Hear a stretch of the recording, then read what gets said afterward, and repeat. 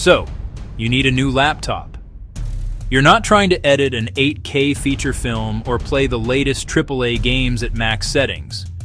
You just need something that works. Something reliable for email, web browsing, schoolwork, watching YouTube. For a lot of people, that's the reality. And that's exactly where a laptop like this one, the Dell Inspiron 3535, comes into play. It's designed to be a budget-friendly machine that nails the basics. This isn't the flashy, ultra-premium device you see in every commercial, but it might be the practical choice for many users who need a dependable daily driver. Deliver solid, everyday performance at a price that doesn't make you wince. To do that, Dell put together a very specific set of components. AMD Ryzen 3 7328U processor, 8GB LPDDR5 memory, 512GB SSD, runs Windows 11 out of the box, many include Office. Ryzen 3 handles multitasking, a dozen browser tabs, a Word document, Spotify in the background. 8GB RAM is the modern baseline.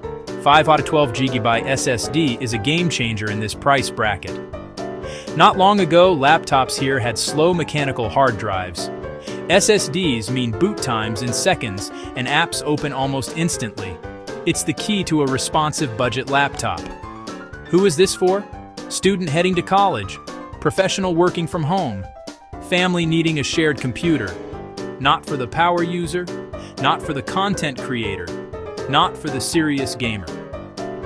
Dell focused on essentials, and for a large segment, that's exactly what they need. This review is about seeing how well it delivers on that promise. When you pick up the Inspiron 3535, the first thing you'll notice is its straightforward, no-frills design. It's made almost entirely of plastic, which is expected at this price point. The model I have here is a simple carbon black. It has a slightly textured finish on the lid and palm rest that does a decent job of resisting fingerprints.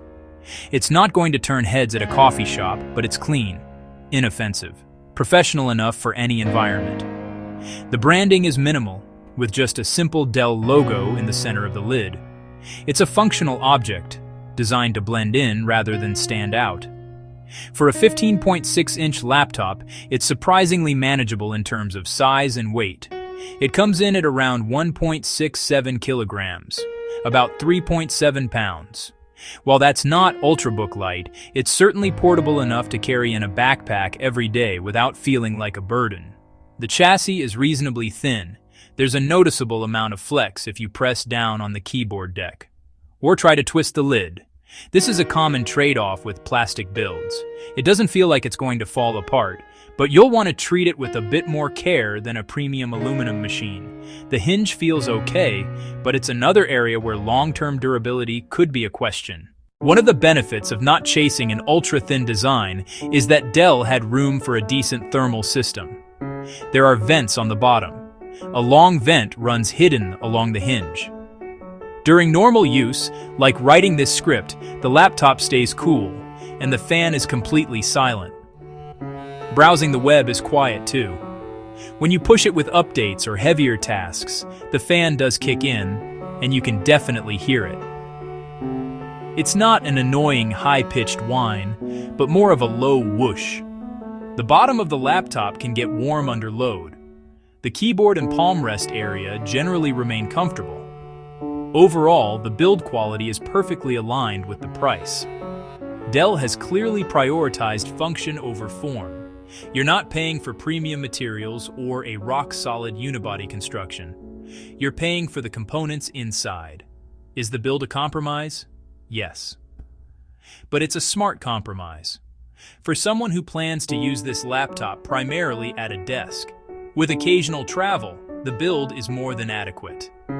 It's a practical chassis that houses capable hardware, and for the target audience, that's a winning combination.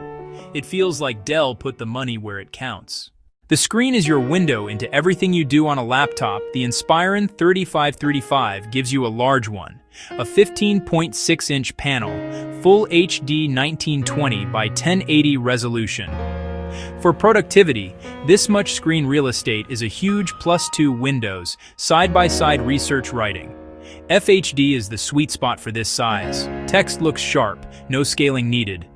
Everything from web pages, documents, looks crisp, 1080p videos on YouTube, Netflix look good, practical and usable for day-to-day work. Specs time, budget choices ahead. Panel rated about 250 nits of brightness. Indoors, in a normally lit room, this is perfectly fine. I use it at 70 to 80% brightness, and it's comfortable. But in a very bright room near a sunny window, especially outdoors, you'll struggle with glare. The screen just doesn't get bright enough to overcome glare, even with its anti-glare coating. This is a laptop that's meant to live indoors. A surprising feature on some models, including this one, is a 120 Hz refresh rate. This is something you usually only find on more expensive gaming laptops. A higher refresh rate makes everything on the screen feel smoother and more responsive, especially when you're scrolling through websites, documents. It's a subtle but very nice quality of life improvement that makes the laptop feel faster than its price tag would suggest. However, the color accuracy is just okay. It covers a standard sRGB color gamut, which is fine for media consumption, office work, but it's not accurate enough for professional photo editing, video editing, where precise colors are critical. So the display is a mix of good and just enough. The size and resolution are great for productivity. The 120 Hz refresh rate is a fantastic bonus that enhances the user experience. But the limited brightness and average color accuracy are clear reminders that this is a budget machine. It's a perfectly functional panel for the intended user. If you're a writer, a student, an office worker, you'll be happy with it. But if you're a creative professional, someone who works outside frequently, you'll need to look at a laptop with a brighter, more color-accurate screen. At the heart of the Inspiron 3535 is the AMD Ryzen 7320U processor and 8GB of LPDDR5 RAM. This combination is the story of the laptop's performance. For everyday tasks, it's excellent. I used it as my primary machine for a day, juggling over a dozen Chrome tabs, writing scripts in Google Docs, streaming music, taking a few video calls. At no point did it feel sluggish. It handled everything with ease. The Ryzen's modern architecture is efficient and handles average multitasking well. The single biggest contributor to the snappy feeling is the 512GB NVMe SSD. Cold boot to Windows login in about 15 seconds. Chrome opens instantly, Word opens instantly, Excel opens instantly. Larger installs are quick. Moving away from spinning hard drives changed budget laptops. The 512GB here means you won't worry about files, photos, or applications. Limits appear with demanding tasks. Graphics are handled by the integrated AMD Radeon 610M GPU.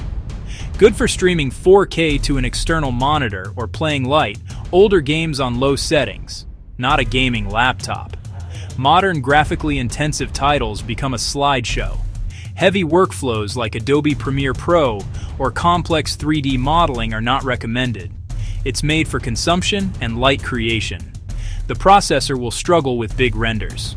One key point, the RAM. 8GB LPDDR5 is soldered to the motherboard, non-upgradable. For the target user, 8GB is sufficient today and soon. It keeps costs down and boosts power efficiency. But power users with 50 tabs open and many apps running may hit the 8GB ceiling. It's an important limitation to know. For most people, the performance here is balanced for the price. A laptop's performance isn't just about its processor. It's also about the experience of using it every day. The keyboard on the Inspiron 3535 is a good example. It's a full-size layout complete with a dedicated number pad on the right side. This is a huge win for anyone who works with spreadsheets or needs to input numbers frequently. The keys themselves have decent travel and a slightly soft, quiet feel. It's a comfortable keyboard for long typing sessions. The one major drawback on most configurations is the lack of backlighting. If you often work in dimly lit environments, trying to find the right keys can be a real pain. It's a cost-saving measure, but one that definitely impacts usability. When it comes to connectivity, Dell has provided a solid, practical selection of ports. On one side, you get the power jack and HDMI 1.4 port, a USB 3.2 Type-A port, and a USB 3.2 Type-C port. On the other side, you'll find an SD card reader, another USB 2.0 Type-A port, and a headphone/microphone combo jack. While the Type-C port is for data transfer only, no charging or video output, the overall selection is very functional. The inclusion of an SD card reader is great for photographers. And having multiple USB-A ports means you don't need a dongle for your mouse or flash drive. Some models even include an RJ45 Ethernet port for a wired internet connection. Battery life is always a key metric, and with its 41 watt-hour battery, the Inspiron 3535 delivers average results.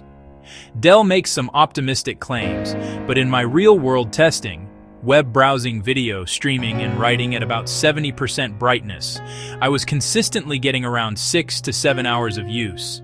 If you're just doing light tasks like writing in a text editor with the screen dimmed, you could probably stretch that to 8 hours. But if you start pushing it with video calls or lots of streaming, you'll be reaching for the 65-watt charger in about 5 hours. It's enough to get you through most of a workday or a day of classes, but you'll likely want to bring your charger with you just in case. Finally, a quick word on software and wireless. The laptop comes with Windows 11 Home, which is clean and easy to use. The inclusion of a Microsoft Office Home and Student 2021 license in many regions is a massive value add. There is some pre-installed bloatware like a McAfee antivirus trial, but it's easy enough to uninstall. For wireless connectivity, it has Wi-Fi 5 and Bluetooth. So, after spending some time with the Dell Inspiron 3535, the picture is very clear. This isn't a laptop that tries to do everything. It focuses on doing the essentials very well, at a very competitive price. It's built on smart choices and practical compromises. You get a modern, efficient processor, a large, fast SSD, and a big screen. Dell put the money where it makes a tangible difference in speed and usability. The person who should buy this laptop needs a reliable tool for everyday computing. Student, write papers. Student, do research. Student, attend online classes. Professional, works with office applications. Professional, handling email. Professional, using web-based tools. Family, web browsing. Family, streaming movies. Family, managing household tasks. If your needs are general use, this laptop offers incredible value. The inclusion of Microsoft Office alone makes it a standout deal for students and office workers. Now, who should not buy this laptop? Creative Pro needs a color-accurate screen for photo editing. Creative Pro needs a powerful GPU for video rendering. Serious Gamer wants to play the latest titles. Power User needs more than 8 GB of RAM. Power User needs a premium, rugged build for constant travel. Limitation, dim screen. Limitation, plastic build. Limitation, non-upgradable RAM. Limitation, lack of a backlit keyboard. My final verdict, the Dell Inspiron 3535 is one of the best budget laptops you can buy in 2025 for general productivity. It's a no-nonsense workhorse that delivers a fast and responsive experience for common daily tasks. It's not perfect, but its flaws are understandable trade-offs for the affordable price. For the right person, this isn't just a good laptop. It's the smart choice. You don't have to spend $1,000 to get a machine that is genuinely great to use. It's practical, capable, and a strong recommendation.